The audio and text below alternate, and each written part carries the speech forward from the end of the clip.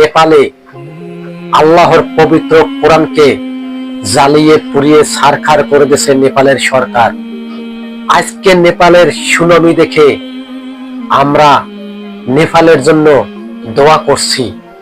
হ্যাঁ, আমরা দোয়া করছি কাদের জন্য জানেন? নেপালে যদি কোনো মুসলিম ভাইরা থেকে থাকে তাদের জন্য।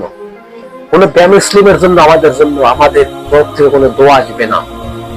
নেপালে যখন কোরআন, আল্লাহর কোরআন প্রকাশে পড়ছে, তখন এই নেপালের জনগণ কি বলছিল, প্রতিবাদ করছিল একবারও যে কেন কোরআন পড়ানো হয়েছে? একবারও তো বলে নাই। আজকে নেপালে ভয়াবহ বন্যা দেখে আপনাদের দুই চোখ থেকে পানি ঝরছে ধর করে। এই নেপালের জন্য আমাদের দুই চোখ দিয়ে পানি পড়তো কখন? যদি এই নেপাল আল্লাহর কোরআনকে ভালোবাসতো, আল্লাহর সেই ওয়াদা মানত, আজকে আমাদের জন্য, আমরা তাদের জন্য দোয়া করতাম, সাহায্য নিয়ে বাড়াইতাম। আজকে এই নেপাল বন্যায় শেষ হয়ে যাইতেছে। আমরা খবরে শুনছি হাজার হাজার মানুষ পানির স্রোতে ভেসে গেছে। পাহাড় ধসে পাহাড়ের তলে মানুষ চাপা পড়ে মৃত্যুবরণ করেছে।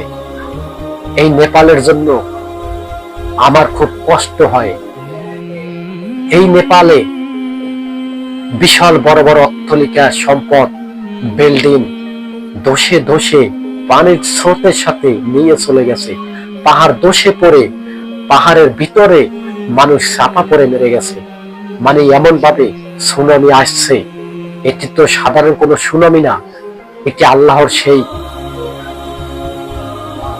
বিচার আল্লাহ তাআলা কার্যক্রম করেছে। আল্লাহর কোরআনের উপরে যে অত্যাচার করবে তাকে এই দুনিয়ার ভিতরেই শাস্তি দেবে।